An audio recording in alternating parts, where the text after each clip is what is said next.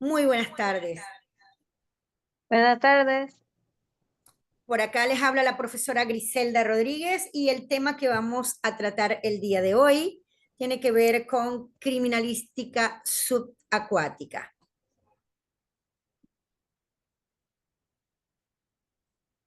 Por favor, me indican si la presentación se está pasando. ¿Sí? Bueno, esta temática de criminalística subacuática, capítulo Venezuela, tiene unas especificaciones bien interesantes, partiendo por supuesto de las características propias del país que se encuentra al norte de América del Sur. Observen entonces que tenemos en cuanto a la distribución territorial, vamos a tener que Venezuela cuenta con 7 cuencas: la cuenca del Orinoco, la cuenca de lo que es el lago de Maracaibo, Río Negro, lago de Valencia, Cuyuní, Caribe y la cuenca del río San Juan. Además de eso, el país cuenta con 108 embalses. Las costas venezolanas se extienden de oeste a este, desde Castilletes de la península de La Guajira hasta la punta de playa en la isla de Corocoro, en el estado del Tamacuro, perteneciendo a la fachada caribeña, una extensión de 2.394 kilómetros.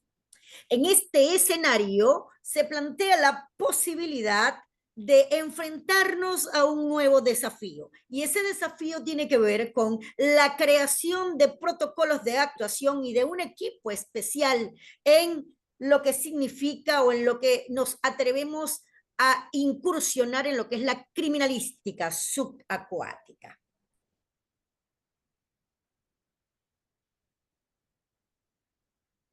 Para ello, por supuesto, en lo que implica la criminalística subacuática, lo primero que tuvimos que hacer, obviamente, fue establecer toda esa doctrina en el ámbito universal y toda esa valoración de lo que es la conformación de equipos especiales y la conformación de estos protocolos, establecerle y darle una base legal, partiendo, por supuesto, de toda la estructura, en este caso jurídica, con la que contamos, para poder encuadrar cualquier actividad vinculante a lo que es la criminalística subacuática a nuestro escenario jurídico, ¿ok? Y para ello, por supuesto, vamos a contar con la Constitución de la República Bolivariana de Venezuela, donde el artículo 332 constitucional, numeral 2, establece, por supuesto, lo que es, lo que es la creación con rango constitucional de la policía científica. En una primera instancia, este grupo de operaciones especiales se plantea con un protocolo diseñado no solamente para los expertos en medicina y ciencia forense en caso de muertes violentas, sino también para aquellos especialistas en investigación penal como órgano principal en materia de investigación penal. Llámese Cuerpo de Investigaciones Científicas, Penales y Criminalísticas. Esto no significa que este protocolo pueda extenderse a otros órganos de policía que estén habilitados para trabajar en materia de investigación penal. Y por supuesto, los órganos especiales vinculados a investigación penal de acuerdo a su competencia, que en este caso serían las Fuerzas Armadas Nacionales. ¿Ok? También contamos con el Código Orgánico Procesal Penal, que establece esos requisitos de la actividad probatoria y nos establece procedimientos precisos en protocolo de actuación para llevar a cabo no solamente la resolución e investigación de un caso, sino también el comportamiento y las atribuciones y las competencias de estos expertos a la hora de realizar experticias en materia de investigación penal, aplicando, por supuesto, en este caso, la experiencia, la ciencia o el oficio o arte o oficio del cual sean expertos o tengan la sapiencia para formar parte de estas estructuras que conforman lo que son las experticias vinculantes a la criminalística subacuática. También consideramos el Servicio de Policía de Investigación del Cuerpo de Investigaciones Científicas, Penales y Criminalísticas y el Servicio Nacional de Medicina y Ciencias Forenses como una ley orgánica en materia de investigación penal. Y por supuesto, vamos a tener el decreto con rango, valor y fuerza de ley de la ley orgánica de los espacios acuáticos, ¿ok?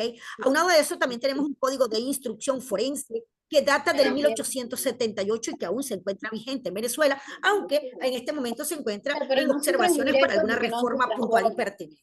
¿Okay? Por supuesto, también vamos a contar con un protocolo de actuación conjunta entre el Cuerpo de Investigaciones Científicas Penales y Criminalísticas y el Servicio Nacional de Medicina y Ciencia Forense para realizar levantamientos de cadáveres en caso de muertes violentas en cualquiera de las tipologías pertinentes a las muertes violentas.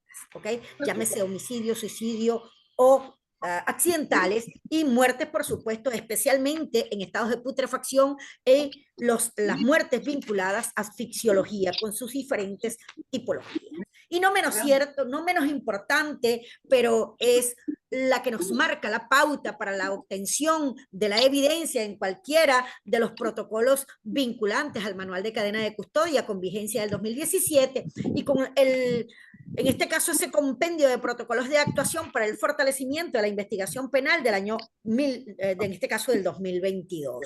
En estos dos compendios, tanto el Manual de Cadena de Custodia como el compendio de investigación penal, se van a establecer las pautas esenciales de cómo debe llevarse a cabo el tratamiento de la evidencia de interés criminalística vinculante a una investigación penal o a un evento crítico que sugiera o que establezca la pauta de dar inicio a una investigación para demostrar el origen o en este caso, la etiología de los hechos. Observamos entonces que la criminalística subacuática establece unos elementos esenciales. Esto, por supuesto, está vinculado no solamente a una doctrina que obviamente está relacionado directamente con esta temática. Sabemos que la criminalística subacuática, en lo que implica Sudamérica, los colegas chilenos son los especialistas y pioneros en crear no solamente doctrina en materia de criminalística subacuática, sino también, por supuesto, los que iniciaron la creación de un equipo de operaciones especiales en condiciones extremas. Estamos hablando de Chile y donde la formación de ellos se está dando, por supuesto, en zonas o territorios donde las temperaturas son extremas por bajas temperaturas. ¿Okay? Y por supuesto, los especialistas en buceo y en criminalística propiamente dicho, tienen un tratamiento especial e incluso con lo que implica la instrumentación y lo que implica esa aparataje que involucra el incursionar en sitios de suceso involucrado con cuerpos de agua, ¿ok?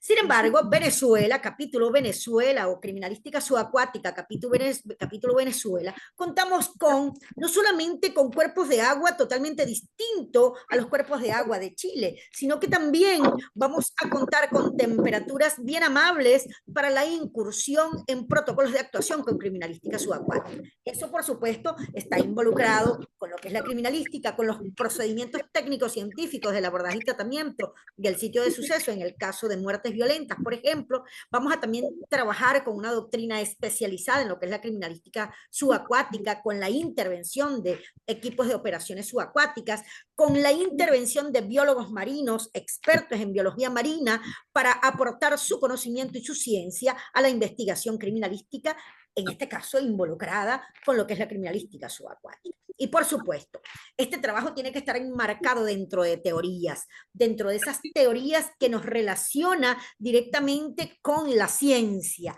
Y para ello, por supuesto, en este trabajo especialmente se tocó lo que es la teoría del conocimiento de Aristóteles, que fue uno de los creadores principales de lo que es el método científico y que hoy por hoy sigue teniendo vigencia y que siguen las ciencias aplicando este protocolo vinculado, por supuesto, a cualquier ciencia y a cualquier conocimiento, siempre y cuando se le aplique un procedimiento científico. En este caso, el método científico es universal. ¿Okay? Luego tenemos la teoría de la integridad forense propuesta por David McMurray en su artículo de ética, integridad de las ciencias forenses. Allí estamos hablando de ontología forense y esa ética que deben tener los expertos en investigación forense para aportar, en este caso, el conocimiento específico para el descubrimiento y la comprobación de delitos en materia de investigación penal. Luego tenemos, por supuesto, la teoría en este caso, del compromiso forense, que está relacionado. Vamos a ver acá qué pasó aquí. Tenemos aún la ciencia, sí. Griselda, un Dos, segundito. Le 15. pedimos por favor a todos en los Muy micrófonos que bien. los tengan apagados, por Entonces es bien favor. interesante. Ever Gutiérrez, lo tengo en pantalla, no sé cómo hacer acá. Un segundito. Noelia también, por favor, mantengan los micrófonos apagados. Si no, Los 4 tacos está en...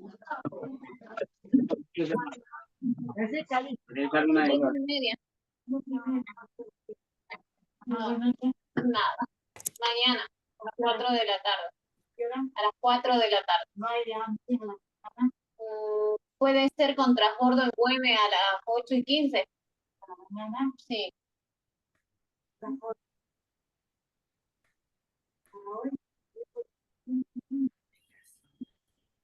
En Balú tiene que preguntar. Adelante. señora Noelia, por favor. Un momento, por favor, que tengo una falla técnica aquí.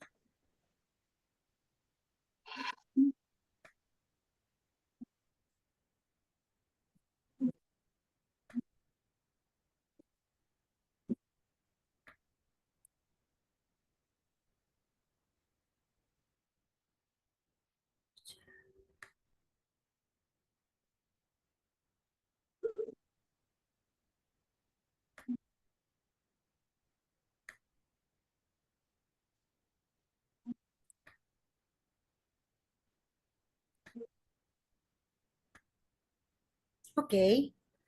Muy bien, por favor, alguien me indica si tengo en la pantalla, estoy compartiendo en la pantalla. Está en proceso. Buenas tardes, está en proceso. Ahora sí, buenas tardes. Ya. Ok, con alguna señal pueden indicarme si estoy compartiendo la pantalla. Sí, aquí puedo darme cuenta que la estoy compartiendo. Disculpen, hubo una pequeña falla aquí. Excelente. Fíjense entonces que cuando hablamos de criminalística, estamos hablando de esa ciencia multidisciplinaria que aporta su conocimiento y su ciencia, en este caso, para la demostración de delitos, con la valoración de evidencias de interés criminalístico para llegar a la verdad y hacer justicia, ¿ok?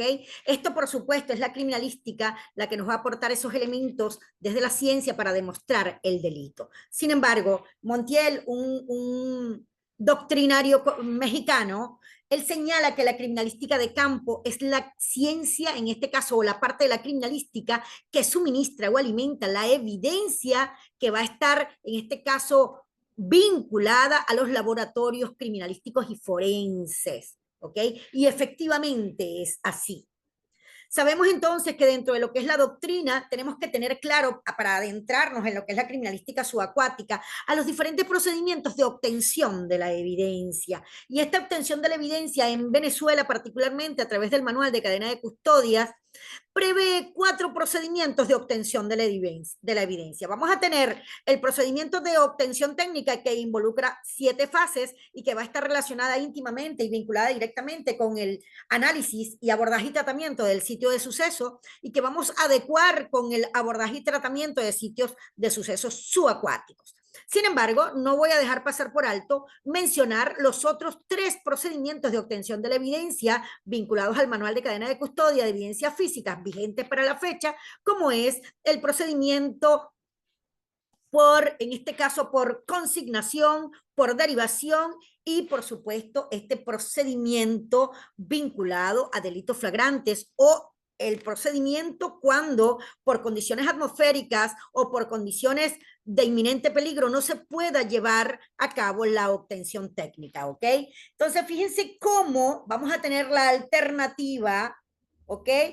De utilizar el procedimiento de obtención técnica, pero dependiendo de las circunstancias propias de las condiciones atmosféricas o del territorio propio donde estemos haciendo la valoración del sitio de suceso, podemos tener alternativas para llevar a cabo la obtención de la evidencia. En el caso de la obtención técnica vamos a tener estas 7 fases: la protección, la observación preliminar, la fijación, la colección, el embalaje y roturado, el registro de planilla de cadena de custodia y el traslado, ¿de acuerdo? Ahora bien, en cuanto a lo que es el levantamiento de cadáveres en el propio sitio de suceso o lugar del hallazgo del occiso, pues entonces también vamos a tener una serie de pasos que de una u otra manera se complementan. En este caso se fusiona con el protocolo de obtención de la evidencia. Este procedimiento de levantamiento de cadáver tiene una fecha previa a lo que es el manual de cadena de custodia. Este protocolo de actuación entre el CICPC y el CENAME tiene fecha del 2013, cuando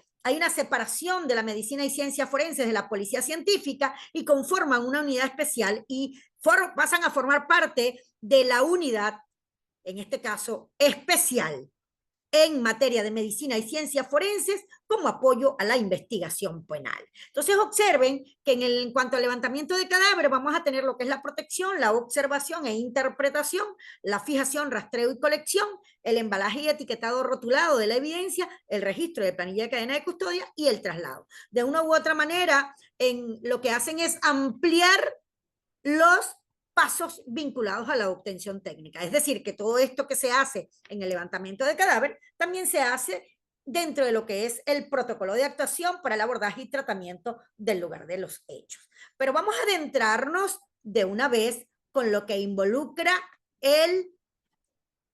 la criminalística subacuática. Entonces, la definición de criminalística subacuática, capítulo Venezuela, señala que la criminalística subacuática es la rama de la criminalística de campo que aborda los sitios de sucesos subacuáticos, donde se ha cometido un hecho punible o ha ocurrido un evento crítico susceptible de investigación penal, aplicando, por supuesto, un procedimiento especial vinculado a la obtención técnica de la evidencia, con métodos, técnicas e instrumentos para el abordaje y tratamiento de los sitios acuáticos o subacuáticos a los fines de obtener evidencias de interés criminalístico con la intervención de un equipo de operaciones subacuáticas, expertos en buceo y con experiencia en criminalística. Entonces, esta definición de criminalística subacuática está íntimamente vinculada con la obtención técnica, con la formación de equipos de operaciones subacuáticas y, por supuesto, con la criminalística a través de los expertos en criminalística, ¿ok?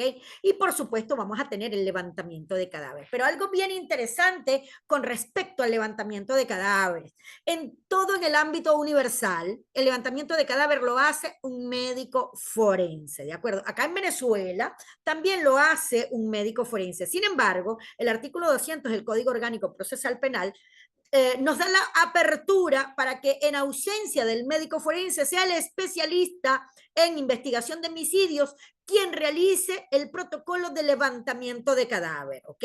Y en este caso, por supuesto, significa que el equipo de operaciones subacuáticas puede funcionar con expertos en investigación de homicidio, con expertos criminalistas de campo y con expertos, por supuesto, en materia de buceo, porque no solamente vamos a tener a los expertos vinculados a la materia especialísima, sino también que creo que lo más álgido en la criminalística subacuático es el comportamiento de los especialistas en cuerpos de agua y el grado de peligrosidad que pudiésemos incurrir, no solamente uno, sino todo el equipo multidisciplinario, al no estar entrenados debidamente en las diferentes aristas que involucra la especialidad de criminalística subacuática.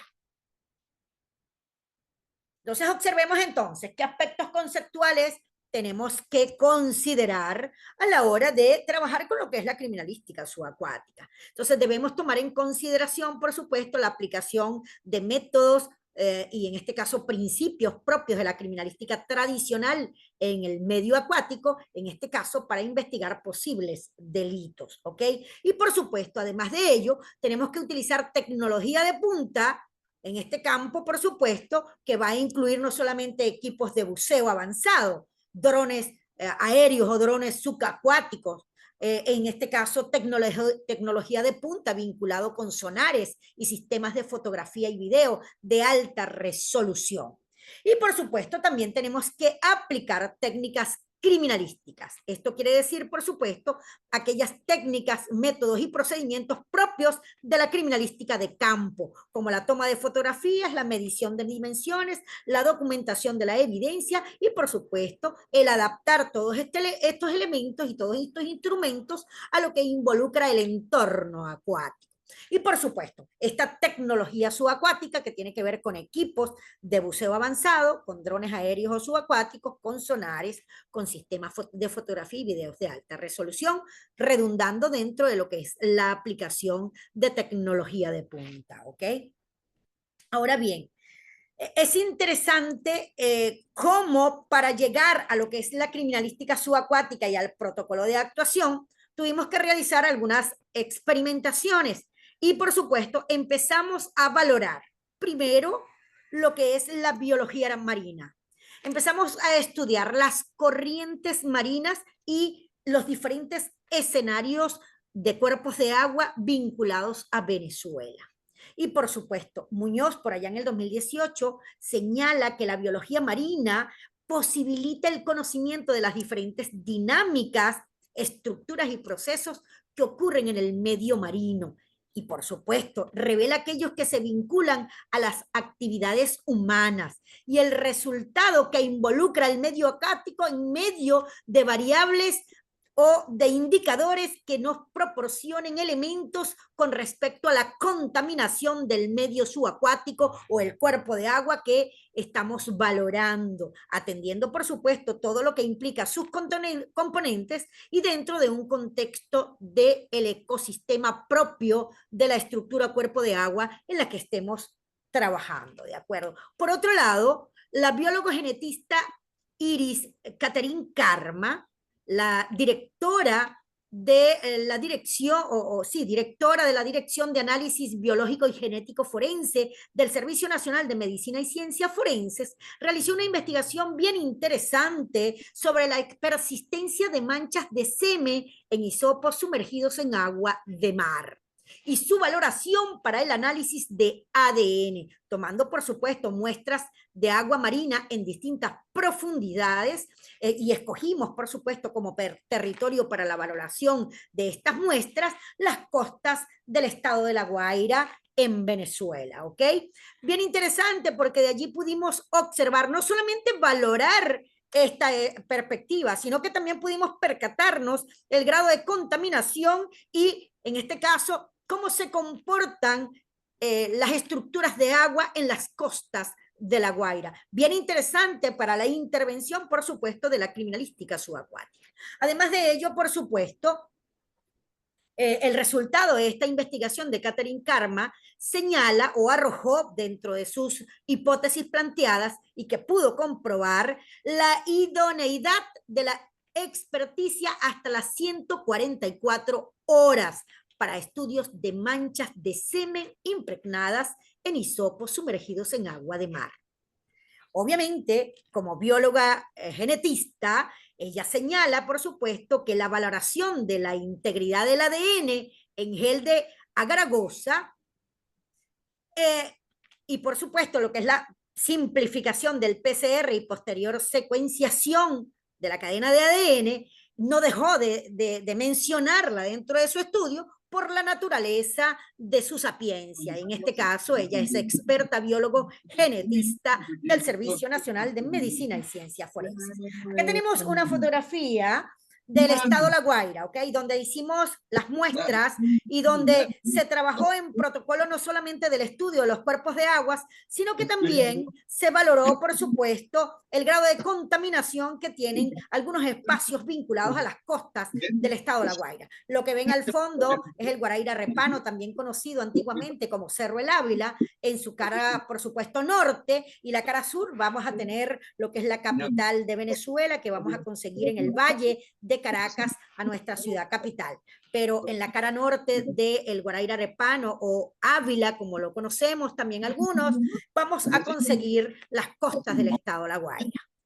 Observemos entonces que no podíamos solamente quedarnos con estudios vinculados a lo que son las estructuras de los cuerpos de agua y la experimentación con la evidencia biológica y su comportamiento en cuerpos de agua, sino que también nos fuimos un poco más allá y nos fuimos a visualizar y analizar los estudios relacionados con veales, por allá un biólogo forense y toxicóloga, bajo la supervisión de la doctora Paola Magni, quienes realizaron una investigación en la Universidad de Murdoch, en Australia, bajo el título de El análisis hiperespectral de los tejidos seleccionados sumergidos en el océano Índico, una forma innovadora de ayudar a estimar el tiempo que los restos humanos han permanecido en el agua. Y la experimentación de este biólogo forense y toxicóloga lo hizo durante 6 meses. ¿Okay? Por otro lado, la autora llegó a la conclusión que en este caso las imágenes espectrales acompañadas de luz Bisnir es capaz de proporcionar información sobre los cambios ópticos de los tejidos en el tiempo, lo que permite cuantificar los cambios que se producen en los tejidos como resultado de una inmersión en entorno marino, y así determinar, por supuesto, ese tiempo probable de que se haya mantenido, en este caso, los cuerpos en aguas o en cuerpos de agua, ¿de acuerdo? En este caso, los cuerpos de los occisos, ¿de acuerdo? Paola Magni, por otro lado, con otros investigadores, hizo una evaluación del tiempo de flotación de un cadáver hallado en un ambiente marino, utilizando para ello el Persebelepas, en este caso, Anaphytera, también conocidos como crustáceos o cirrípedos, vinculados a Griselda, ese comportamiento de estos cirrípedos al recrear, en este caso, la colonización en cuerpos flotantes, en cuerpos que se encuentren en el agua, ¿de acuerdo? Entonces sabemos que no solamente va a intervenir la fauna marina, sino que también va a intervenir el grado de contaminación y, por supuesto, los movimientos de las diferentes, en este caso, afluencias del agua dentro del comportamiento propio vinculado al mar, ¿de acuerdo? Sino que también estos cirrípedos nos van a permitir en qué momento se van a colonizar en un cuerpo que esté flotando o sumergido dentro del agua, ¿de acuerdo? Entonces, el estudio de estos cirrípedos nos puede dar una pauta esencial sobre la línea de tiempo del delito. Y no solamente eso, sino que también nos va a permitir establecer, de acuerdo a la colonización y el estudio de estos cirrípedos, también nos va a permitir establecer la etiología u origen de estos cirrípedos. Eso nos va a dar, por supuesto, una estructura de su comportamiento y nos va a permitir en línea de tiempo también establecer el posible lugar de origen, de acuerdo, por supuesto, al estudio del cirrípedo, porque recordemos que la colonización, una vez que se hace en condiciones favorables para ellos, van a mantenerse y van a agruparse allí en esa estructura.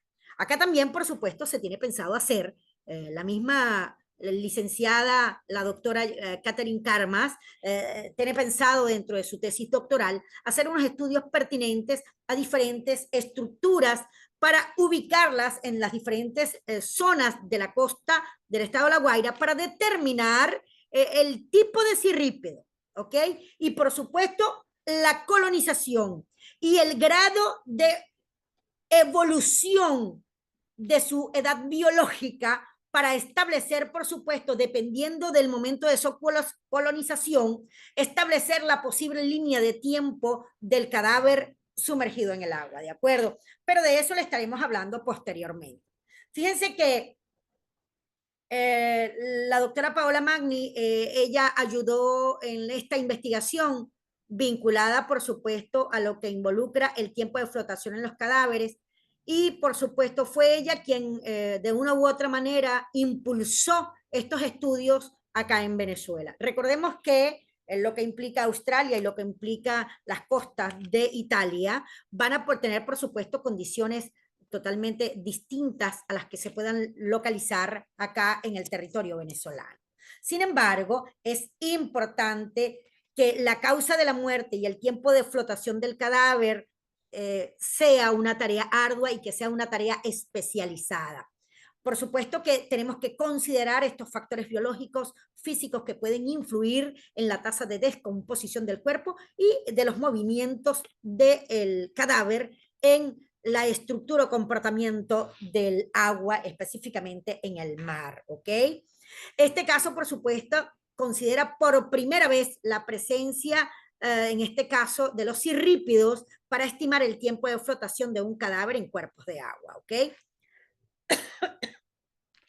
A pesar de la gran limitación que se presentaron para el estudio, no es menos cierto que fue muy significativa sus hallazgos para establecer el intervalo post-mortem dentro de este tiempo previsto para la flotación del cadáver, basándose en este caso en la deposición y en la tasa de crecimiento de las barnizas, también conocidas como cirrípedos.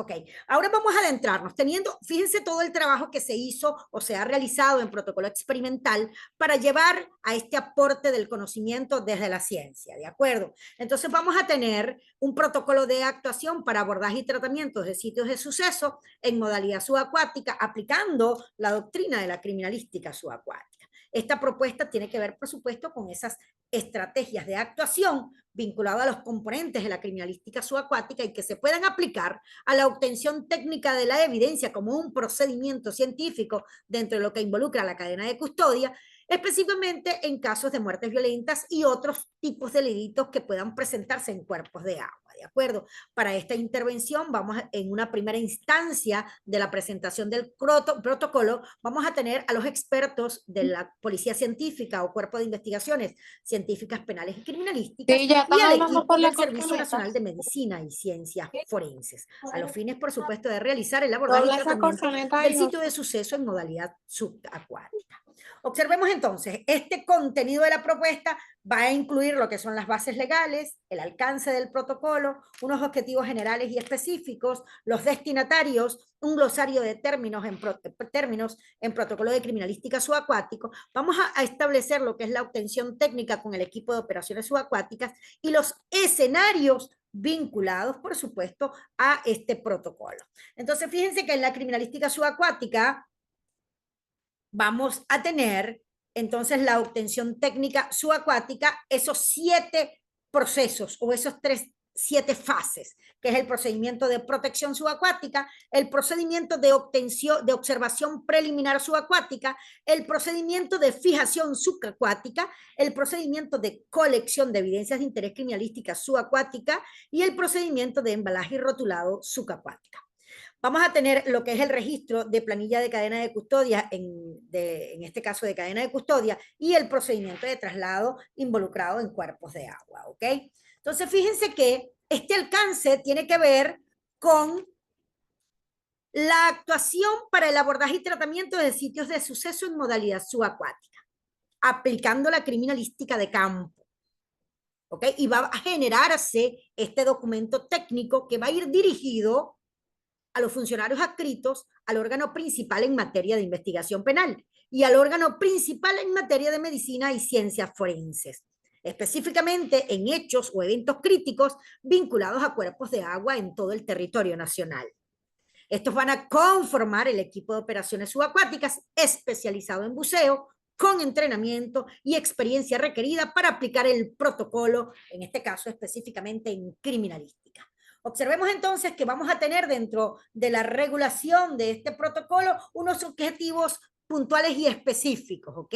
El primero va a implicar regular el proceso de obtención técnica subacuática, donde se van a presentar procedimientos, métodos, técnicas e instrumentos vinculados a lo que es la cadena de custodia de evidencias físicas relacionadas con muertes violentas en espacios acuáticos con la finalidad de garantizar su integridad desde el momento de su obtención. Entonces en esos objetivos subacuáticos vamos a unificar criterios, en este caso de actuación por parte del equipo de operaciones subacuáticas en el ejercicio de la criminalística en abordaje y tratamientos de sitios de suceso en cuerpos de agua. Vamos a tener también que estandarizar el procedimiento a seguir en la obtención técnica subacuática, desarrollando los lineamientos para la ejecución de la obtención técnica subacuática de la evidencia de interés criminalístico y forense. Y finalmente se va a generar la terminología técnico-científica de la criminalística subacuática aplicada a la redacción de informes de inspección técnica subacuática y actas de investigación penal propias de lo que implica la investigación. Entonces, vamos a definir un poco lo que implica ese equipo de operaciones subacuáticas. Vamos a tener entonces que la definición que tenemos de los EOS es el grupo de talento humano adscrito a la Policía Científica y Servicios Forenses como órgano de seguridad ciudadana especializado en buceo y entrenado para llevar a cabo la obtención técnica subacuática de la evidencia en casos de investigación de delitos. Y debe estar conformado por las siguientes categorías: buzos criminalistas, forenses e investigadores penales, quienes deben aplicar el procedimiento propio de la criminalística de campo, estandarizados para el desarrollo de la investigación de delitos en sitios de suceso subacuática. ¿Cuáles van a ser esos escenarios donde se va a aplicar este protocolo?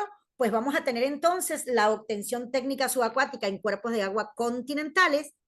Vamos a tener los mencionados en un inicio, ¿de acuerdo? Y por supuesto vamos a tener la obtención técnica subacuática en cuerpos de agua marinos. Y como tercer escenario vamos a tener la obtención técnica subacuática en cuerpos de agua subterráneos. Entonces vamos a tener dentro de este protocolo lo que es la definición de la criminalística subacuático, en este caso capítulo Venezuela, ¿ok? Y vamos a considerar a la criminalística subacuática como la rama de la criminalística de campo que aborda los sitios de sucesos subacuáticos donde se ha cometido un hecho punible o ha ocurrido un evento crítico susceptible de investigación penal, aplicando un procedimiento especial de obtención técnica de la evidencia con métodos, técnicas e instrumentos para el abordaje y tratamiento de sitios subacuáticos en este caso acuáticos o subacuáticos, a los fines de obtener la evidencia de interés criminalístico con la intervención de un equipo de operaciones subacuáticas, expertos en buceo y con experiencia criminalística.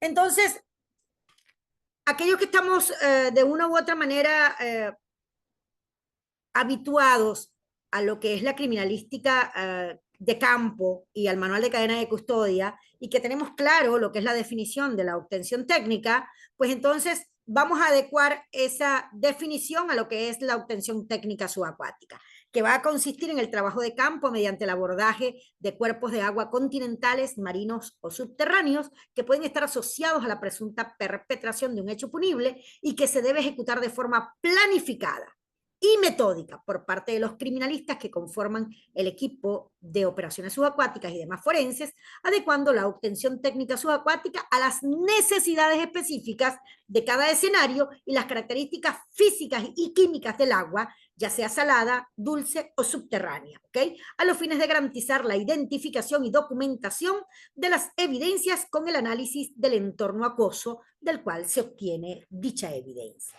Entonces, fíjense que acá tenemos las 7 fases vinculadas a la obtención técnica subacuática, ¿ok? Vamos entonces a desarrollar un poco de cómo adecuamos el trabajo en tierra para adecuarlo aplicando la criminalística subacuática y ese procedimiento especial en cuerpos de agua, ¿ok? Observemos acá. En la primera fase es el procedimiento de protección, ¿ok? En este caso se van a realizar 3 actividades esenciales, que una involucra la delimitación, la segunda es la preservación y la tercera es el monitoreo. Observemos, si lo comparamos con la obtención técnica de la evidencia, para la protección del sitio de suceso en tierra, solo se requieren realizar la delimitación y la preservación. En el caso del procedimiento de protección en este caso de protección subacuática, va a involucrar una tercera actividad y es el monitoreo. No solamente desde la base en este caso desde el vehículo acuático base o donde va a estar el epicentro de la intervención del equipo, sino también en aquel equipo que se encuentre sumergido en el agua, ¿ok?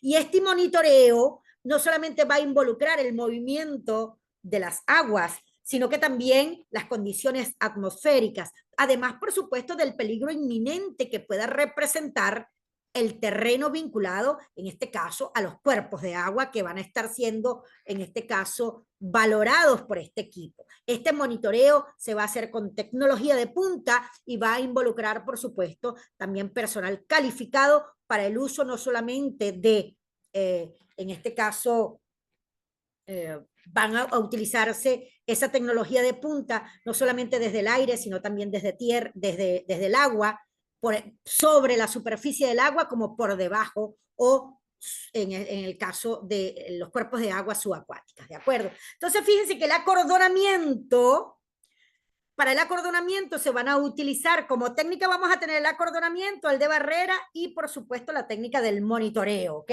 Pero fíjense que con la técnica del acordonamiento se va a utilizar esos cordones flexibles de contención flotante. También puede utilizar cinta amarilla dependiendo de las características propias del escenario y boyas de acordonamiento, ¿ok? Pero también vamos a tener la técnica de barrera y esto va a estar involucrado no solamente con la cuadrícula de material sintético o de metal, específicamente de color anaranjado, las boyas y banderas de señalización y los vehículos acuáticos oficiales, llámese lanchas oficiales o botes de patrullas, ¿de acuerdo? Entonces, fíjense que estos instrumentos están, en este caso, relacionados y vinculados directamente con la técnica. Y el monitoreo lo vamos a hacer con sensores subacuáticos o hidrófonos y con cámaras infrarrojo, ¿ok? Drones subacuáticos, drones aéreos y, por supuesto, robots de exploración si el evento en este caso y el escenario en sí va a implicar alta peligrosidad. Entonces también podemos utilizar tecnología de punta para ese monitoreo vinculado a esta técnica propia de lo que es la protección subacuática. Esta fase de protección la van a realizar los criminalistas, los forenses, los investigadores penales, los policías, los militares, los bomberos y las rescatistas, ¿ok? Hasta ahora, quien trabajaba la evidencia o, en este caso, levantaba o removía el cadáver o levantaba la evidencia en cuerpos de agua, generalmente estaba vinculado a rescatistas y, por supuesto, a personal no especializado en materia de investigación penal. Esto, por supuesto, incidía directamente en el valor de la evidencia, no solamente vinculado al manual de cadena de custodia, sino también a lo que establece el Código Orgánico Procesal Penal para lo que es la etiología o origen de la evidencia, y que no se caiga, por supuesto, en la teoría del árbol envenenado, vinculado a lo que implica la obtención de la evidencia. Recordemos que estos procedimientos tienen que realizarse de manera organizada y planificada, ¿ok? Vamos entonces con el procedimiento de observación preliminar. Recordemos que en el procedimiento de observación vamos a utilizar nuestros sentidos, pero en el caso de la criminalística subacuática también vamos a utilizar tecnología de punta. Es acá en el procedimiento de observación donde vamos a realizar las diferentes hipótesis del sitio de suceso, ¿ok? Y para que se lleve a cabo este análisis y observación del sitio de suceso, en este caso de comportamiento o con estructuras y características propias de cuerpos de agua, tiene que establecerse una plataforma de operaciones, ya sea en botes, ya sea en una costa o en el muelle, pero debe haber una plataforma de operaciones. Debe evaluarse el tipo de hecho y de la naturaleza de la posible evidencia física producida en ese hecho. ¿Para qué se va a hacer esto? Primero, para determinar, por supuesto, lo que involucra las diferentes hipótesis en cuanto a darle respuesta a estas 7 preguntas de oro de la criminalística y concatenarlas, tal cual como establece la doctrina criminalística, con estos principios criminalísticos y establecer los criterios para la valoración y la obtención de la evidencia vinculante con el delito. Es decir, que sea necesaria, que sea pertinente y que sea útil, ¿ok? Entonces observemos que para llevar a cabo esta fase vamos a utilizar las técnicas de observación directa, de la observación indirecta y la señalización, ¿de acuerdo? Entonces fíjense que va a ser el equipo de buceo, ¿ok? Con equipo especial de buceo, el que va a llevar a cabo esta observación directa. Pero también podemos utilizar cámaras de video subacuática con luces de alta intensidad para registrar con exactitud el sitio de suceso, en este caso del delito, o el sitio de suceso vinculado al hallazgo de la evidencia de interés criminalístico. Y esto para capturar la ubicación de la evidencia física al momento, por supuesto, de ser colectada en la fase correspondiente, luego de haber sido fijada, ¿ok?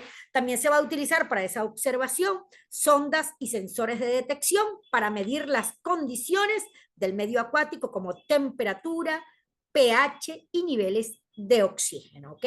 Y en esa observación indirecta vamos a utilizar los drones subacuáticos, los robots de exploración, sonares y radares subacuáticos, en este caso para localizar objetos o estructuras en el fondo marino. Además, se debe utilizar una lista de cotejo o escala de apreciación para registrar rasgos y caracteres precisos e identificativos propios del sitio de suceso y de la evidencia localizada, ¿ok? Recordemos que también se van a utilizar los diferentes métodos de búsqueda de evidencia y en cuerpos de agua, tanto como en cuerpos, en este caso con escenarios o sitios de sucesos en tierra, existen los diferentes métodos que serían los lineales, los de espiral, los punto a punto, los puntos concéntricos, pero en caso de la criminalística subacuática se recomienda el espiral, en este caso relacionando el epicentro del sitio de suceso objeto de investigación.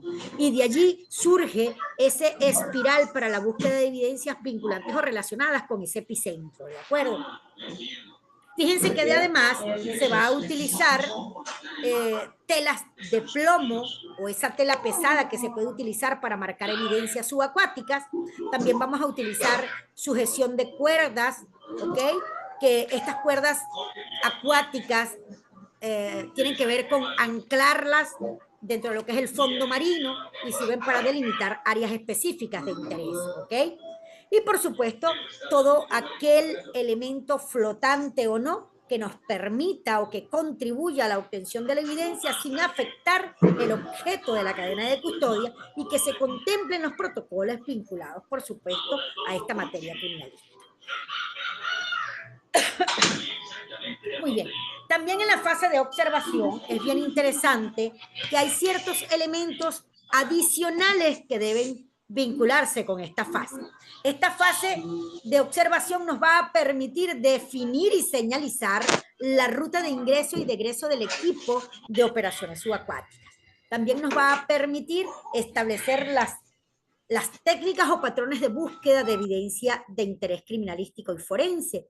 También se debe determinar los instrumentos adecuados para la señalización de evidencia física, así como los equipos de tecnología idóneos disponibles para que contribuyan con en este caso con la observación de lo que implica el sitio de suceso subacuático.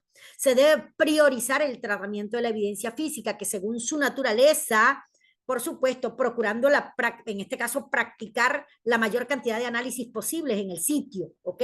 A los fines de establecer la relación de la evidencia física con el lugar o con el hecho investigado. Esto significa que en la toma de muestras no solamente se va a considerar la evidencia localizada, sino el sustrato donde se encuentre. Y, por supuesto, las diferentes tomas en este caso de agua o de sustrato marino que esté involucrado, o de cirrípidos o de elementos vinculantes a la evidencia que puedan relacionarse para estudios de experimentación con estándar de comparación.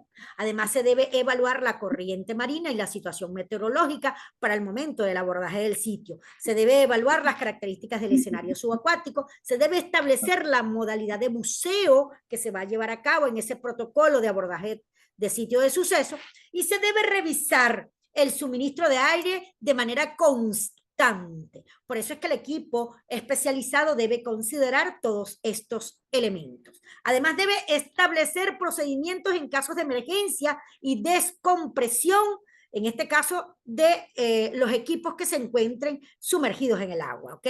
Debe valorarse el riesgo en la superficie o en el agua.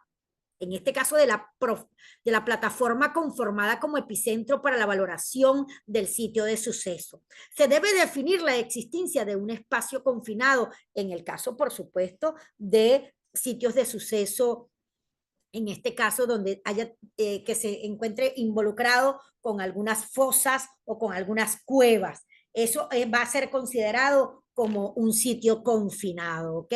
Y los sitios confinados tienen un tratamiento muy especial, donde debe tomarse en considerar una serie de elementos o variables propios de los sitios de sucesos confinados, ¿ok? Además, se debe establecer la velocidad, la claridad o visibilidad del agua. También se debe definir los riesgos biológicos, si los hubiere, y, por supuesto, se debe de manera constante inspeccionar los equipos, como trajes y demás dispositivos propios del equipo subacuático que va a estar sumergido dentro del agua. Se debe preparar al buzo principal y al buzo de acompañamiento y al personal de respaldo que va a tener el trabajo de abordaje y tratamiento del sitio de suceso subacuático. Observemos entonces que en la fase 3 vamos a tener el procedimiento de fijación subacuática. Dentro de lo que es los protocolos, ¿ok? De procedimientos de fijación, vamos a trabajar con lo que es la fijación escrita subacuática para que surja ese informe de inspección técnica subacuática, y también se va a realizar un levantamiento planimétrico y, por supuesto, se va a utilizar el procedimiento de fotografía policial o forense, ¿de acuerdo? Podemos utilizar cámaras convencionales subacuáticas o también se puede utilizar en este caso, utilizar la tecnología de punta como drones para llevar a cabo esta fase. Se puede, con el dron subacuático, no solamente se pueden tomar fotografías, sino que también se pueden realizar videograbaciones. Esta descripción escrita tiene que ver con el uso de los 5 sentidos de los buzos forenses y criminalistas que van a estar analizando y valorando el sitio subacuático. Y, por supuesto, se puede realizar un levantamiento planimétrico utilizando tecnología de punta. Entonces vamos a tener, por supuesto, lo que es el levantamiento planimétrico y donde se van a utilizar los elementos propios para llevar a cabo este acto criminalístico, y también se va a utilizar, en este caso, un multibeam sonar para medir, en este caso, a través del uso de sonares, y de tal manera que se pueda escanear el lecho marino y generar mapas digitales con alta resolución y detalles muy precisos. Esta tecnología de punta va a permitir, por supuesto, además, utilizar, en este caso, pulsos de luz para escanear el fondo marino y crear estos mapas en 3D y con una buena iluminación. Recordemos que las características de los cuerpos de agua en Venezuela son distintos a los de, en este caso, América del Sur, por ejemplo, que hemos visto algunos videos en algunas formaciones que nos ha dado el creador del equipo de operaciones subacuáticas allá en Chile, y donde podemos notar que las aguas son turbias, muy oscuras. Eso no significa que aquí en Venezuela no podamos conseguir, por supuesto, este tipo de características, pero no, básicamente, de acuerdo a las profundidades o a las atmósferas en las que se encuentran los búferos, en este caso los buzos, vamos a tener algunas dificultades, pero también vamos a tener algunos elementos de tecnología de punta que van a hacer un poco más fácil y viable el trabajo de obtención de la información. Fíjense entonces que con respecto al procedimiento de colección subacuática, vamos a tener un levantamiento directo, vamos a tener una reproducción fotográfica y vamos a tener un trasegado y un tamizado, ¿de acuerdo? Van a ser las diferentes técnicas vinculadas a la colección en cuanto a la evidencia de interés criminalístico, ¿ok? Se va a utilizar para ello, en este caso, pinzas o redes acuáticas, se va a utilizar flotadores, en este caso con protocolo de seguridad, para recibir el cuerpo y que sufra lo menos posible las secuelas que involucra sacarlo del agua para un espacio distinto al que se encontraba. Esto puede incidir directamente para el proceso o aceleración del proceso de putrefacción del cadáver. Así que hay que tener sumo cuidado con el tratamiento, en este caso, de cuerpos o de occisos localizados en el cuerpo de agua, ¿de acuerdo? Se va a utilizar para ello bolsas de plástico impermeables especiales, ¿ok? Y, por supuesto, trajes de secuestro o trajes para evitar la contaminación cruzada con respecto a la evidencia, ¿de acuerdo? En cuanto a la reproducción fotográfica, con evidencias secundarias, aquellas que no puedan ser sacadas de los cuerpos de agua, se va a utilizar la reproducción fotográfica, es decir, se van a utilizar cámaras con filtros de diferentes longitudes de onda para tomar de manera precisa esas evidencias a través de la reproducción fotográfica. Se va a tomar el trasegado como técnica de obtención de la evidencia, que van a utilizarse como instrumentos contenedores, inyectadoras o en este caso, propias para obtener líquidos. Y este tipo de líquido no solamente se va a tomar en el fondo marino, sino que se van a tomar también en diferentes profundidades las muestras vinculadas a esa muestra de agua, ¿de acuerdo? También se van a utilizar el tamiz o el secado para el tratamiento de la evidencia vinculante. En cuanto al procedimiento de embalaje y rotulado, estas tienen que hacer de acuerdo a la naturaleza de la evidencia, y en el caso de cuerpos, en este caso de oxisos que se encuentran dentro del agua, es importante que se utilicen, en este caso, receptáculos de material resistente al deterioro por el agua, como cajas o material sintético, contenedores especiales, contenedores de vidrio o de metal Faraday, ¿de acuerdo? También se va a utilizar precintos de ADN sintético y, por supuesto, se van a utilizar flejes y precintos desechables como TIRAP, sellos, para establecer lo que es la idoneidad y la naturaleza de la evidencia se mantenga hasta llegar a los laboratorios.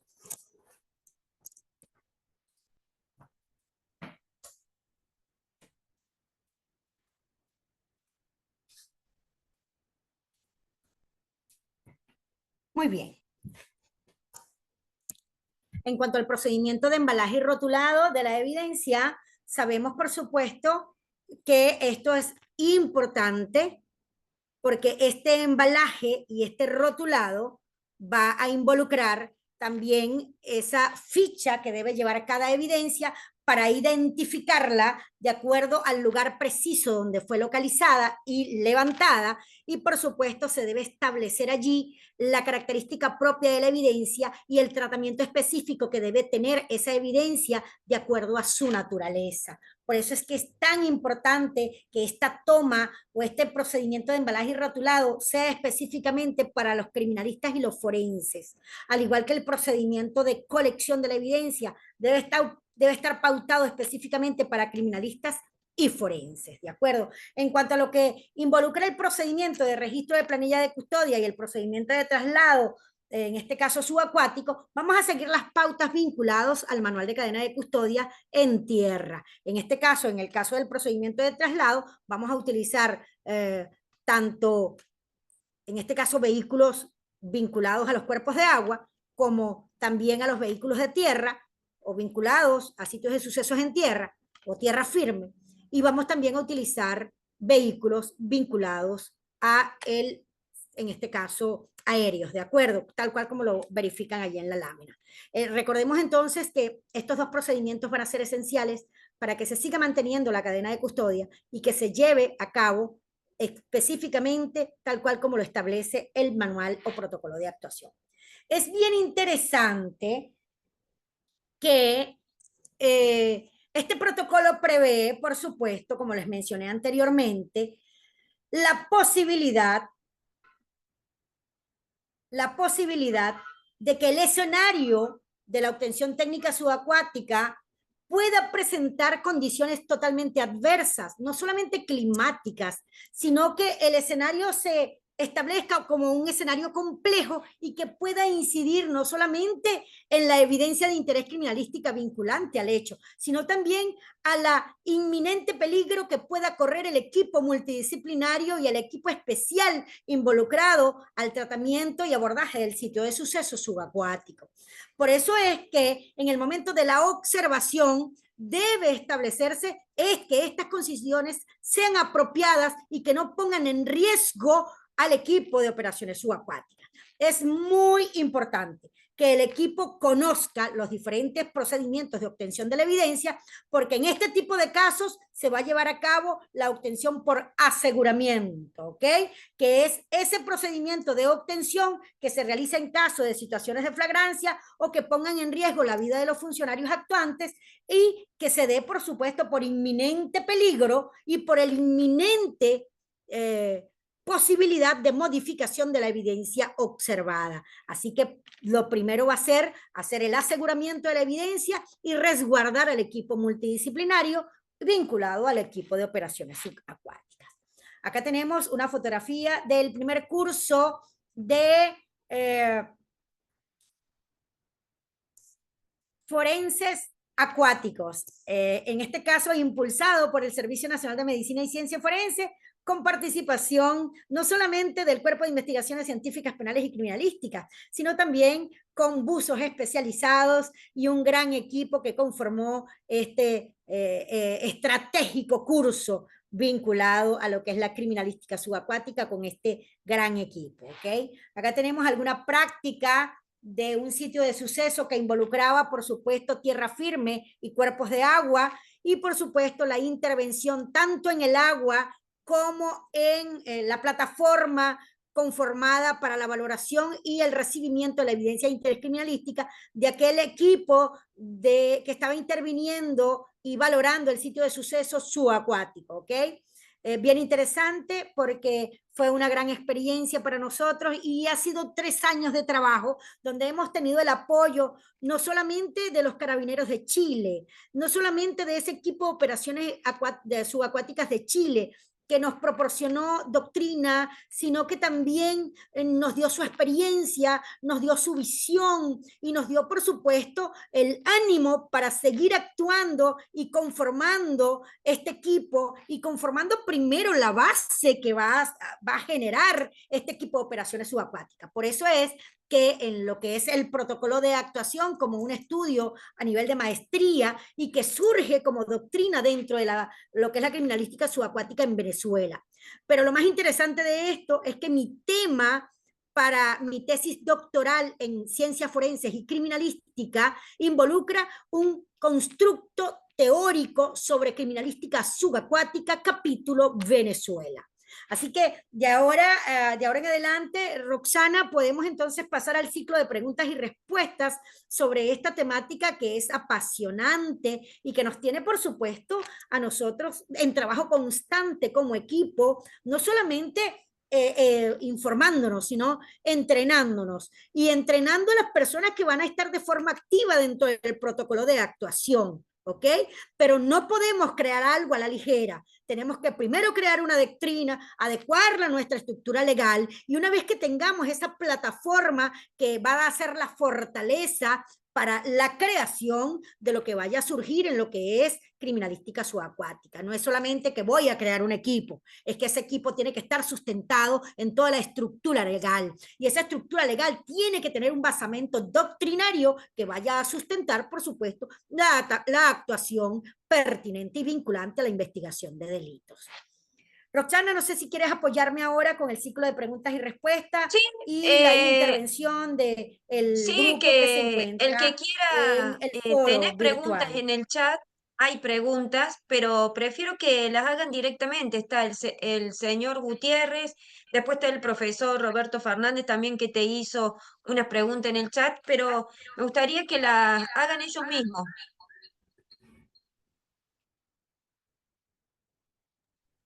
Pueden abrir los micrófonos, ¿eh?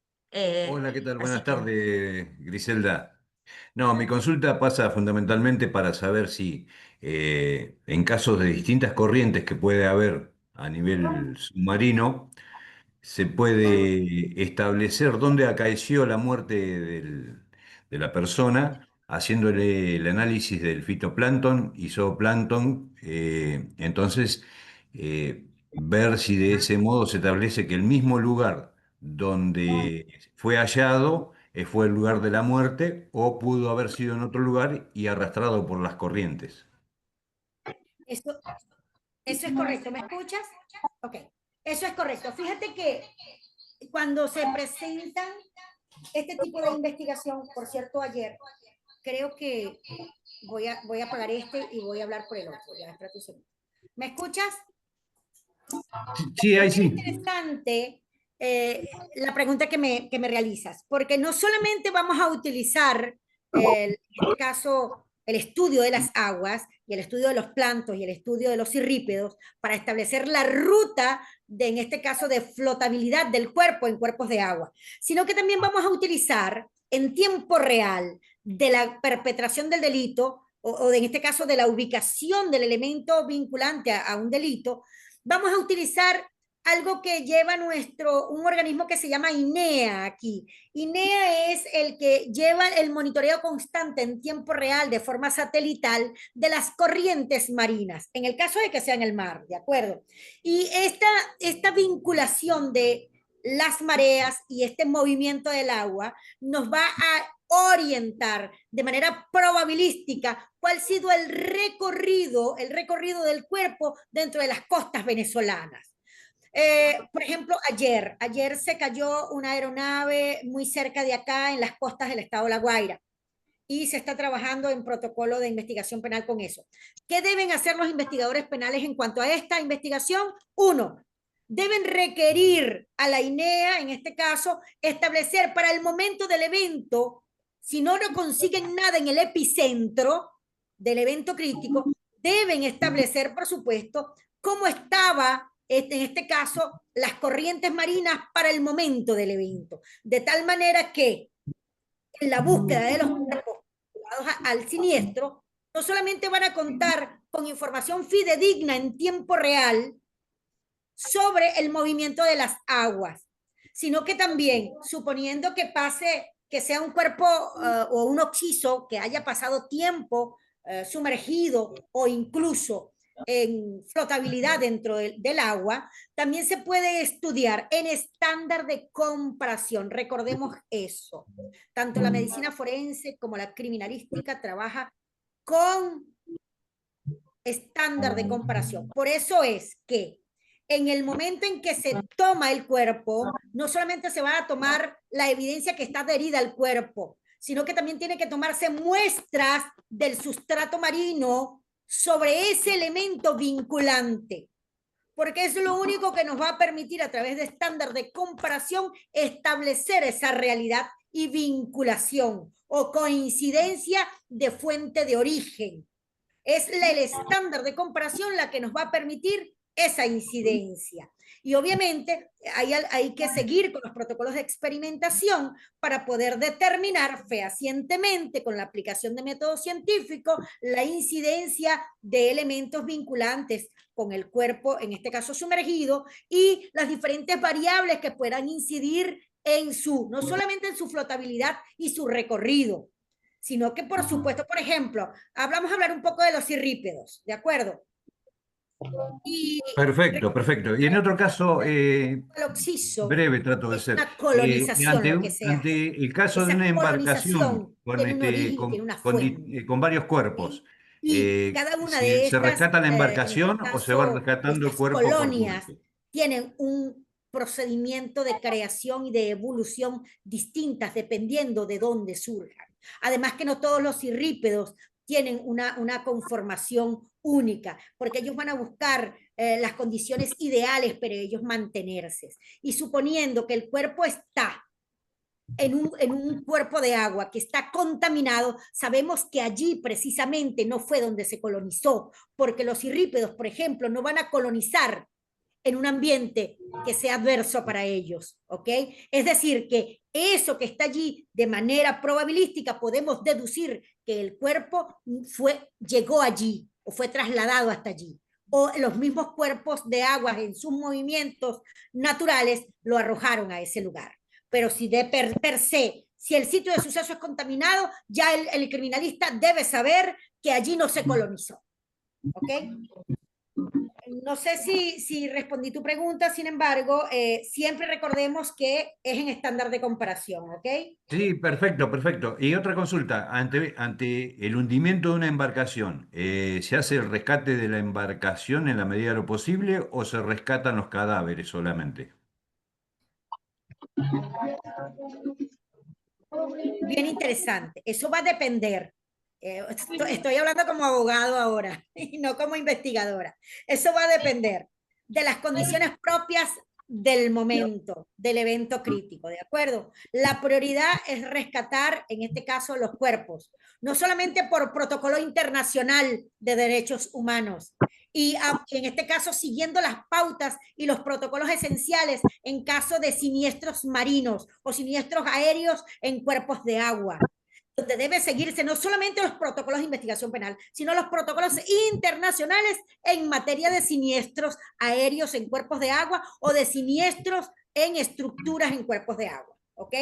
Debe seguirse toda esa pauta. Y por supuesto, la prioridad siempre va a ser, en una primera instancia, el rescate de los cuerpos por protocolo internacional en materia de derechos humanos. Eso no significa que una vez rescatados los cuerpos del agua, en este caso se rescatan a los vivos y se levanta el cuerpo de los muertos, ¿de acuerdo? Entonces no se rescata un cadáver, en este caso se levanta o en este caso ya se trabaja en función de recabar la evidencia para la valoración del daño en protocolo de investigación penal, ¿de acuerdo? Pero el rescate primario va a ser establecer la búsqueda de personas vivas, ¿ok? Eso sí va a ser un rescate. Y lo demás tiene que ver con levantamiento de información a través de evidencia de interés criminalístico y forense. Esto es bien interesante. Posteriormente, si las condiciones propias del lugar y las características atmosféricas o las condiciones atmosféricas lo permiten, pueden retomar la búsqueda una vez que se mejoren las condiciones o que haya superado el inminente peligro, puede penetrar el equipo de operaciones especiales para recabar evidencia vinculante al evento crítico objeto de la investigación, ¿ok? Pero sí, Perfecto. Muchísimas gracias, Griselda. Ser prioritario. Eso por protocolos internacionales en materia de derechos humanos, ¿ok?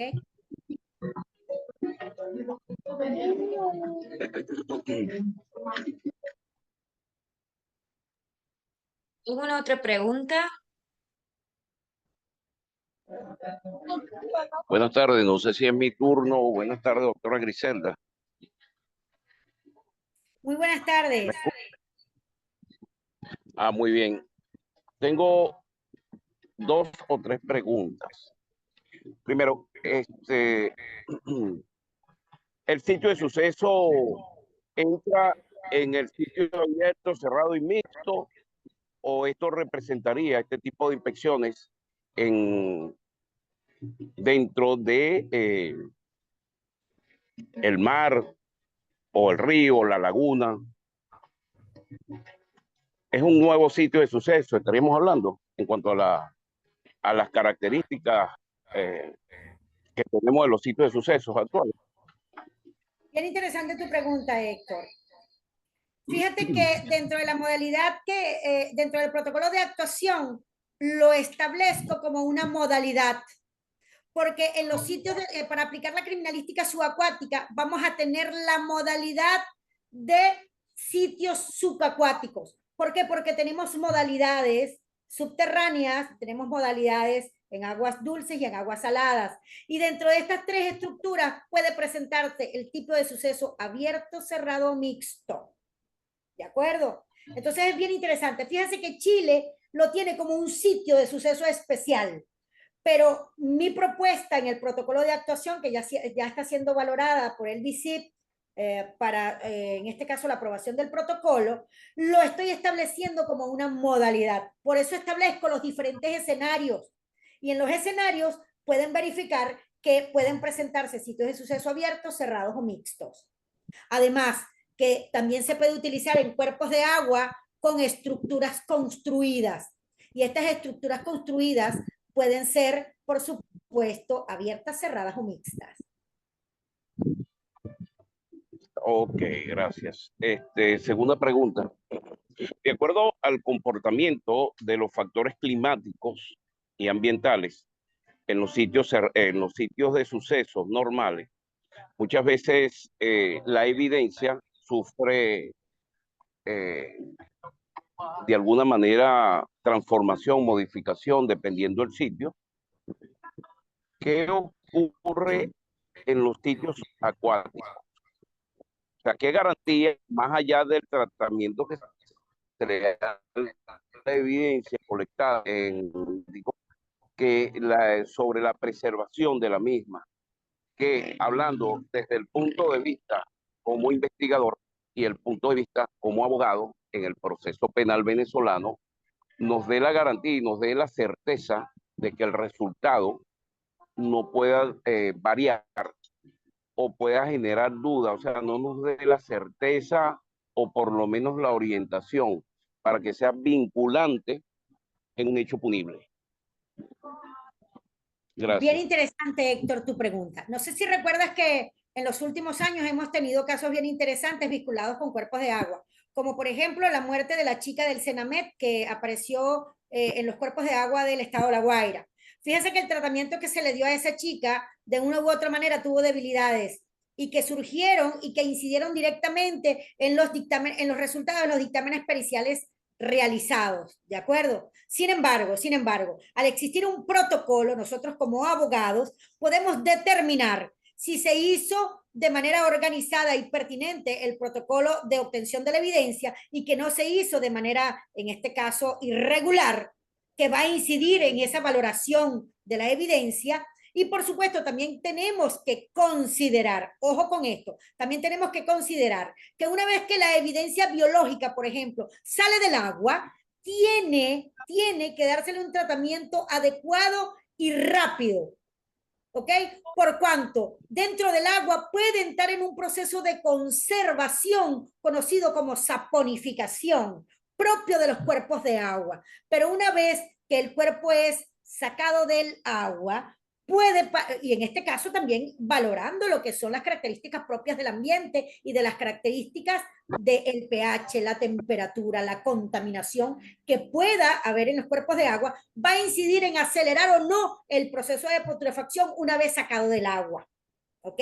Y sabemos ya por experimentación que la evidencia biológica que se encuentre dentro de, en este caso, de la víctima, para valorar, por ejemplo, la presencia de semen dentro de la víctima que presente signos de violación o signos de un abuso sexual, sabemos que según experimentación hasta las 144 horas podemos trabajar en función de obtener una evidencia o una muestra biológica que pueda darnos la certeza de identificación en estándar de comparación de los sujetos vinculantes con esa evidencia biológica, ¿ok?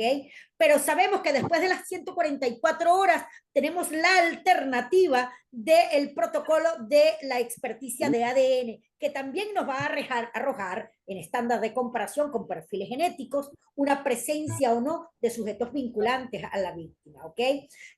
¿Qué pasa ahora? Que ahora hay un desorden total con respecto, o no desorden, hay una deficiencia, una debilidad total al trabajar con cuerpos de agua, en este caso con la valoración de la evidencia vinculante, ¿ok? Y este protocolo nos va a permitir a nosotros los abogados primero valorar el procedimiento de la cadena de custodia, ¿ok? Porque existe ya un protocolo. Podemos atacar el protocolo de actuación vinculante. Esto es un elemento esencial para mantener la integridad de la evidencia y vamos a tener, por supuesto, una herramienta de la estructura legal para, en este caso, valorar no solamente la etiología de la evidencia, sino el tratamiento de la misma desde el mismo lugar de su hallazgo o localización. Ahora vamos a tener un estándar, ahora vamos a tener un protocolo vinculante para saber si se hizo bien o no se hizo bien y tener las herramientas propias para eso, ¿de acuerdo? Gracias, doctora. Última pregunta. Escuché que usted mencionó que una biólogo, no recuerdo de qué país, hizo unas pruebas seminales, o sea, una colección a través del hisopo, de un hisopo, y obtuvo unos resultados positivos en cuanto a la identificación genética. Ahora bien, si esa sustancia seminal hizo contacto con el agua o ahí en la zona subacuática, no es posible que haya generado una modificación o contaminación de esas muestras. Aparte de ello, recordemos que en un caso de violación, de violencia sexual, en un sitio de suceso subacuático, no es lo mismo un hisopo que una prenda íntima femenina. No puede generar una variación en cuanto al resultado. Gracias. Fíjate, Héctor, bien interesante tu pregunta, pero te cuento que la biólogo genetista forense que hizo ese experimento fue del CENAMET, es una colega nuestra del CICPC, en este caso adscrita al CICPC, pero en comisión de servicio en el Servicio Nacional de Medicina y Ciencias Forenses. Y se hizo aquí en La Guaira. ¿Qué es lo que se hizo? Se tomó agua marina en diferentes profundidades acá en las costas de La Guaira. Y el experimento se hizo, por supuesto, en los laboratorios. Y en estos laboratorios se tomaron muestras, por supuesto, con el consentimiento informado de los que estaban haciendo la entrega de la muestra de semen de diferentes sujetos y se introdujo con hisopados en estas experimentaciones controladas en laboratorio. ¿De acuerdo? Y esto surge por un caso especial donde se le tomaron muestras a una víctima con signos de violación y se le hizo hisopado no solamente en la vagina, sino también en el ano. ¿De acuerdo? Y se tomaron las muestras del cadáver que estaba dentro del agua. ¿Ok? Entonces, eso que se tomó de muestra de la vagina y del ano de la víctima con signos de violación es el que se le hizo el estudio seminal para luego sacar perfiles genéticos y, por supuesto, llegar a la conclusión que todos se requería. Pero recordemos que la incidencia del agua y su contaminación, su pH, su temperatura y todos estos elementos vinculados a la biología marina van a incidir en las muestras biológicas. Y esta evidencia biológica puede degradarse con el tiempo. ¿Qué fue lo que surgió de la experimentación? Que la muestra es viable y en este caso va a preservarse como evidencia para certeza el establecimiento de 144 horas para que haya idoneidad de la muestra. Después de 144 horas, Héctor, puede surgir modificación o degradación de la muestra. Y esta degradación de la muestra, por supuesto, no va en este caso va a incidir en las conclusiones del experto, por supuesto, pero siempre nos va a quedar el ADN. Y aun cuando la muestra seminal se degrade, siempre va a quedar la muestra de ADN, con la que sí se pueden trabajar perfiles genéticos. Y va a considerarse, por supuesto, la incidencia de las condiciones propias de los cuerpos de agua, pero la muestra biológica puede detectarse y valorarse en laboratorio y puede trabajarse en experimentación. No sé si me explico, pero te cuento que fue aquí en Venezuela donde se hizo esa experimentación, ¿ok? Y dio como 144 horas de pertinencia para llevar a cabo una prueba seminal. Pero siempre quedará la prueba de ADN pendiente si no podemos dar con la prueba seminal, ¿de acuerdo? Gracias, doctora. Muy interesante. Bueno, las nuevas áreas en cuanto a la criminalística, en las cuales se está avanzando en la investigación criminal. Muchas gracias por su respuesta. Gracias, mi querido Héctor.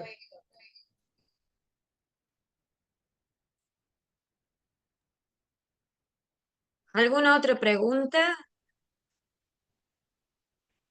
Sí, Silvia, podés activar el micrófono. Buenas tardes. Bueno, yo pedí la palabra no para hacer una pregunta propiamente, sino para felicitar a mi compañera de doctorado, Griselda Rodríguez, extraordinaria ponencia, súper interesante, y quiero felicitarte doblemente porque resulta que este tema me apasiona muchísimo.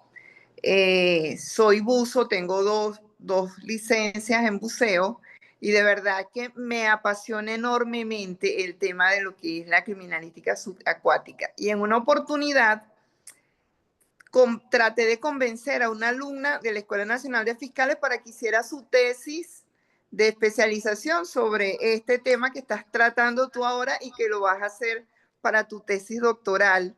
Y de verdad que estoy súper agradada y satisfecha con tu presentación y sé que así va a ser tu tesis también, todo un éxito. Y va a ser algo súper innovador porque acá en Venezuela no hay material sobre este tema. Entonces, eres como que la pionera de tesista en este tipo de temas. Te felicito grandemente y de verdad, me encantó muchísimo tu ponencia, Griselda.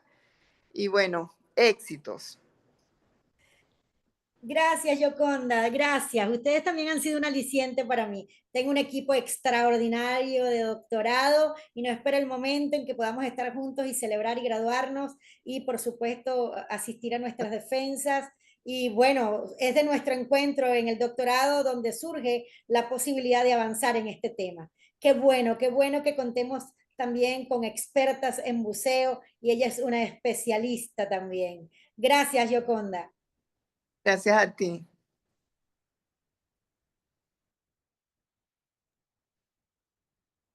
¿Alguien más? Si no, ya podemos. ¿Alguien más quiere? ¿Tiene alguna otra pregunta?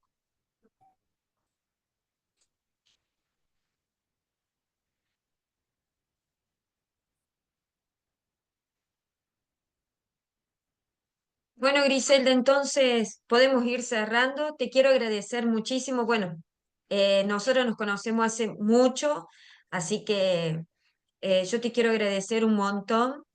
Me encantó. Espero que el resto de los participantes le haya pasado exactamente lo mismo, que haya servido, que pronto te podamos tener en otra charla. Así que, bueno, yo muy, muy agradecida, pero bueno, porque yo te tengo un cariño especial, así que, bueno, yo estoy Muy muy contenta, así que, bueno, y agradecer a toda la gente que ha participado. Muchísimas, muchísimas gracias. Espero que les haya servido a todos, porque es un tema muy importante y no todos los días podemos tener esta suerte de tener gente eh, que se esté especializando, así que eh, al que necesite la revista, también se la podemos compartir. Griselda, hemos hecho una edición especial para Griselda, así que nos la piden, la enviamos por WhatsApp, por mail, es gratuita, así que para el que la necesite, también la vamos a enviar. Así que bueno, Griselda, muchísimas gracias. Gracias a todos por acompañarnos. Muchísimas gracias, Roxana. Yo inmensamente agradecida. Gracias por apoyarme, gracias por publicar mi artículo científico, gracias por estar presente en mi vida. Realmente soy bendecida con tu presencia en mi vida y agradezco enormemente todo el apoyo que me has brindado a través de tu organización y a través de la revista La Consultora. De verdad que está disponible mi artículo. Gracias porque es una edición especial y de verdad que Dios bendiga tus días, porque no tengo palabras como agradecerte todo el apoyo que me has brindado en cuanto a todo el trabajo que ando realizando, no solamente para mí, sino para Venezuela. Esto es Venezuela, somos gente preparada, gente que estamos trabajando día a día desde nuestros espacios para que Venezuela pueda ser una Venezuela distinta. De verdad que inmensamente agradecido a todos los participantes y por supuesto a ti, Roxana. Un abrazo inmenso. Un abrazo. Bueno, agradecemos a todos que hayan estado, así que también quiero agradecer especialmente al profesor Roberto Fernández. Eh, Hoy hablábamos que él, como te decía más temprano, Griselda, justamente él ayer estuvo hablando sobre este tema con sus alumnos y invitó a sus alumnos que te escucharan. Así que también habla de la grandeza del profesor. Así que muchísimas gracias. Eh, También ha habido otros profesores, así que gracias, gracias, gracias a todos por acompañarnos. Un saludo a todos y bueno, ya te dejamos tranquila, Griselda. Muchas gracias. Gracias, gracias. Hasta luego. Hasta luego. Griselda, vos vas a tener que dar por cerrada vos la reunión. Ok, está bien.